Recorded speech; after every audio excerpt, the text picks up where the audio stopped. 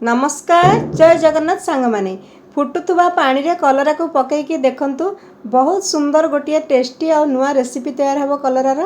तो चलतु आज कलरार ये नुआ रेसिपीटा आपण मानक सहित शेयर करी।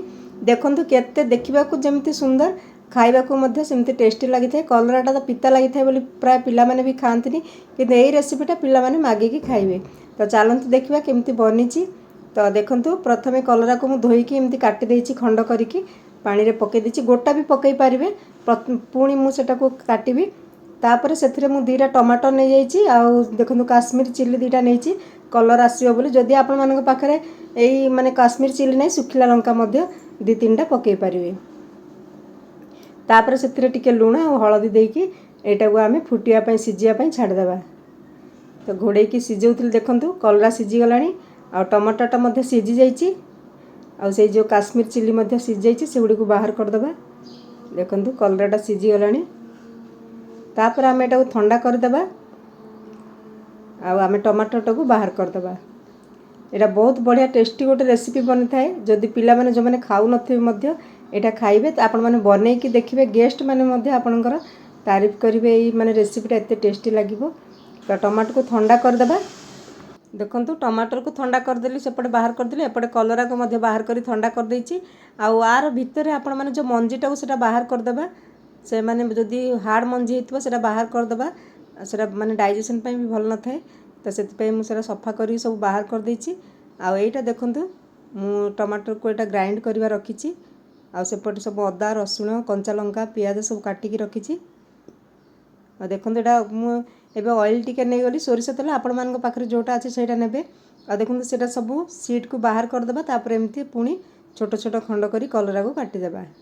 एटा पूरा सिझी जाइची कलराटा। एबे आमे ऑयल रे पकेबा, गरम हे गलानी ऑयल। देखंतु सोरिष तेल हो रिफाइंड तेल हो आपण मानक पाखरे जोटा अछि सेटा नै परिबे। तापर कलरा को आमे एथिरे फ्राई करिबा ऑयल रे। बहुत टेस्टी लगी थाए रेसिपीटा। आउ सांग माने जदि आपण मानक भल लागिबो लाइक कर देबे। जो माने नुआ अछंती प्लीज मो चैनल को सब्सक्राइब कर देबे। पाखे थिबा बेल आइकन को दबाई देबे जाफर प्रति वीडियो नोटिफिकेशन आपण मानक पाखु पहुंची जिवो।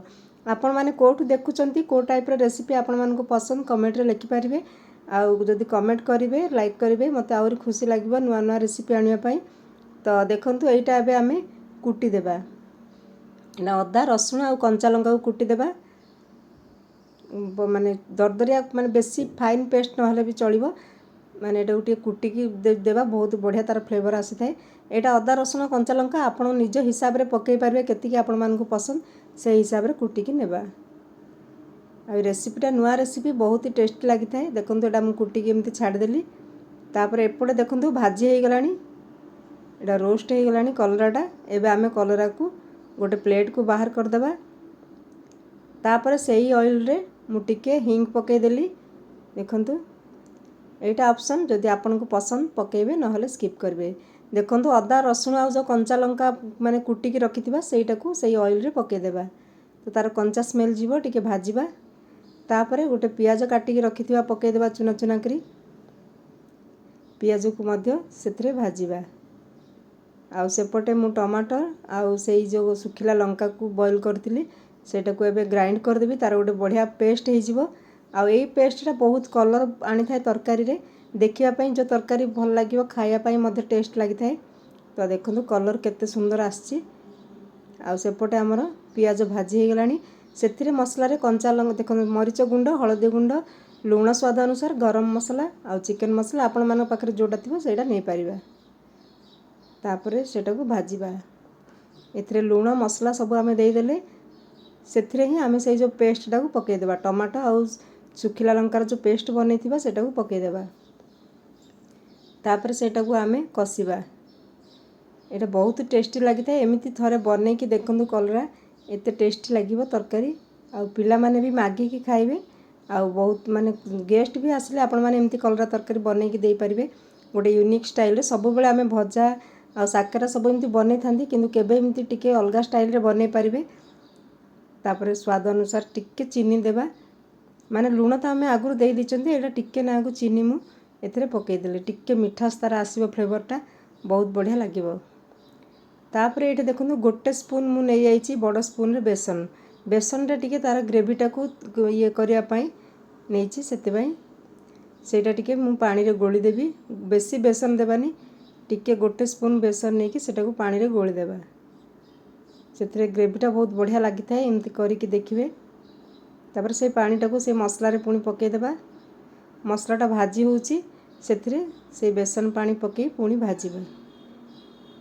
ଆଉ ଏଇ ପ୍ରକାରରେ ଥରେ କଲରା ବନେଇକି ଦେଖନ୍ତୁ, ଆପଣମାନେ କେମିତି ଟେଷ୍ଟି ଲାଗିବ। ଆଉ ସମସ୍ତେ ଖାଇବେ, ଡାଲି ଭାତ ସହିତ ହଉ, ଖାଲି କଲରା ତରକାରୀ ସହିତ ରୁଟି ପରଠା ମଧ୍ୟ ଖାଇବେ, ବହୁତ ବଢ଼ିଆ ଲାଗିବ। ଯେଉଁମାନେ କଲରା ଖାଉଛନ୍ତି ଖାଲି କଲରା ସହିତ ମଧ୍ୟ ଖାଇଦେବେ ରୁଟି ପରଠା ଭାତ। ଆଉ ଦେଖନ୍ତୁ ଏଇଟା ପୁରା ଫ୍ରାଏ ହେଇଗଲାଣି। ମାନେ ଅଏଲ୍ ଛାଡ଼ିଲା ପର୍ଯ୍ୟନ୍ତ ଆମେ ଭାଜିବା ମସଲାଟାକୁ। ଆଉ ବହୁତ ବଢ଼ିଆ କଲର୍ ବି ଆସୁଛି। ଦେଖନ୍ତୁ ପୁରା ଆଚାର ଟାଇପ୍ର, ମାନେ ଫ୍ଲେଭର୍ ବି ବହୁତ ବଢ଼ିଆ ଲାଗିବ। ଆଉ ବାସ୍ନା ବି ଯେମିତି, ଆଉ ତାର ଟେଷ୍ଟ ମଧ୍ୟ ବଢ଼ିଆ ଲାଗିବ। ବେଶୀ ପିତା ଲାଗିବନି, ହାଲକା ପିତା ଲାଗିବ କଲରାଟା, ଆଉ ଟେଷ୍ଟ ବଢ଼ିଆ ଲାଗିବ। ତାପରେ ଆମେ ସେ ଯେଉଁ ଭାଜିକି ରଖିଥିବା କଲରାକୁ ପକାଇଦେବା। ତାପରେ ମସଲା ସହିତ ଏଟାକୁ ପୁରା ଗୋଳେଇବା କଲରାଟାକୁ। ଆଉ ଫ୍ଲେଭର୍ ବି ବହୁତ ବଢ଼ିଆ ମହକୁଛି। ଆପଣମାନେ ଏଥିରେ ଚାହିଁଲେ ଧନିଆ ପତ୍ର ଦେଇପାରିବେ। ମୁଁ ଏବେ ଧନିଆ ପତ୍ର ଦେଉନି, ଏଇଟା ଖାଲି ଏମିତି ମିଶାଇ ଦେଉଛି। ଯଦି ଚାହିଁବେ ଏମିତି ଶୁଖିଲା ବି ରଖିପାରିବେ। ହାଲକା ଟିକେ ଗରମ ପାଣି କରିକି ମୁଁ ଏଥିରେ ଦେବି। ଦେଖନ୍ତୁ ଏମିତି ମିଶାଇ ଦେଲେଣି ପୁରା ବଢ଼ିଆ କି। ଯଦି ଏମିତି ଶୁଖିଲା ରଖିବାକୁ ଚାହୁଁଛନ୍ତି ମଧ୍ୟ ଶୁଖିଲା ମଧ୍ୟ ରଖିପାରିବେ, ନହେଲେ ଟିକେ ନାକୁ ଗରମ ପାଣି ଦେବା, ଯେଉଁଟାକି ଆଉ ଟିକେ ମସଲାଟା କଲରା ଭିତରେ ପଶିବ ଆଉ ସିଝିବ। ତ ଏଇଟା ଭଲ କି ମିଶାଇ ଦେବା। ତାପରେ ଟିକେ ଆମେ ଛାଡ଼ିଦେବା, ଫ୍ଲେମ୍କୁ ଲୋ କରିକି 2 ମିନିଟ୍ ପର୍ଯ୍ୟନ୍ତ। ଯେଉଁ ସାଙ୍ଗମାନେ ଦେଖନ୍ତୁ ଏବେ ତରକାରୀ ପୁରା ବହୁତ ବଢ଼ିଆ ହେଇଗଲାଣି। ଆମେ ଏବେ ଏଇଟାକୁ ଟିକେ ଘୋଡ଼େଇକି ଛାଡ଼ିଦେବା। ଦେଖନ୍ତୁ ଯେମିତି କଲରା ଭିତରେ ପୁରା ମସଲା ପାଣିଟା ପଶିବ, ସେଥିପାଇଁ ଟିକେ ପାଣି ଆଉ ଟିକେ ଦେଇଦେବା। ତାପରେ ଏଇଟା ପୁରା ମିଶାଇକି ମସଲା ସହିତ ଏଟାକୁ ଘୋଡ଼େଇକି ରଖିଦେବା। ଘୋଡ଼େଇକି ଆମେ 2 ମିନିଟ୍ ଏଟାକୁ ବସାଇବା। ଦେଖିବେ ବହୁତ ବଢ଼ିଆ ସୁନ୍ଦର ଗୋଟେ ଟେଷ୍ଟି ରେସିପି ବନିଗଲା କଲରାର। ଆଉ କେମିତି ଲାଗିଲା ଆପଣମାନଙ୍କୁ ଏ ରେସିପିଟା, ଲାଇକ୍ କରିଦେବେ। ଯଦି ଆପଣମାନଙ୍କୁ ଏ ରେସିପିଟା କିଛି ମାନେ ଭଲ ଲାଗିଛି, ଲାଇକ୍ କରିବେ। ଯେଉଁମାନେ ନୂଆ ଅଛନ୍ତି ପ୍ଲିଜ୍ ମୋ ଚ୍ୟାନେଲକୁ ସବସ୍କ୍ରାଇବ୍ କରିଦେବେ। ତ ଦେଖନ୍ତୁ ବନିଗଲା ଆମର କଲରାର ଗୋଟେ ଟେଷ୍ଟି ରେସିପି, ନୂଆ ରେସିପି। ଆଉ ଦେଖନ୍ତୁ ଏମିତି ବନେଇ ପାରିବେ। ଏଥିରେ ଯଦି ଆପଣମାନେ ଚାହିଁବେ ଆଳୁ ମଧ୍ୟ ସିଝେଇକି ଦେଇପାରିବେ। ପୁରା ପରଫେକ୍ଟ ରେସିପି ବନିଛି, ଭାତ ରୁଟି ପରଠା ସହିତ ଜମିବ। ଦେଖନ୍ତୁ ଆଉ କେହି ଘରକୁ ଆସିଲେ ମଧ୍ୟ ଦେଇପାରିବେ। ପିଲାମାନଙ୍କୁ ମଧ୍ୟ ଏମିତି କଲରା ରେସିପି ବନେଇକି ଖୁଆଇ ପାରିବେ, ଟିଫିନରେ ମଧ୍ୟ ନେଇପାରିବେ। ତ ବନିଗଲା। ଏବେ ଚାଲନ୍ତୁ ରେଡ଼ି କରିବା ଖାଇବା ପାଇଁ। ଦେଖନ୍ତୁ କେତେ ସୁନ୍ଦର କଲରା ଆସିଛି, ପୁରା ଯେମିତି ଆଚାର ଭଳିଆ ଲାଗୁଛି। ପୁରା ଲାଲ ଟକଟକ ହେଇଛି କଲରା ରେସିପିଟା। ଆଉ ଏତେ ଟେଷ୍ଟି ଲାଗୁଛି, ଦେଖିବା ପାଇଁ ଯେମିତି ସୁନ୍ଦର ଲାଗୁଛି। ଯେକୌଣସି ଜିନିଷ ଯଦି ଦେଖିବା ପାଇଁ ଆଖିକୁ ଆଟ୍ରାକ୍ଟିଭ୍ ଲାଗିବ, ମାନେ ସୁନ୍ଦର ଲାଗିବ, ତ ଖାଇବା ପାଇଁ ମଧ୍ୟ ଟେଷ୍ଟ ଆସିଥାଏ। ତ ରହୁଛି ସାଙ୍ଗମାନେ, ପୁଣି ମିଶିବା ନେକ୍ସଟ ଭିଡ଼ିଓରେ। ଆଉ ଯଦି ଆପଣମାନଙ୍କୁ ଭଲ ଲାଗିଲା ଲାଇକ୍ କରିଦେବେ। ଜୟ ଜଗନ୍ନାଥ, ଥ୍ୟାଙ୍କ ୟୁ।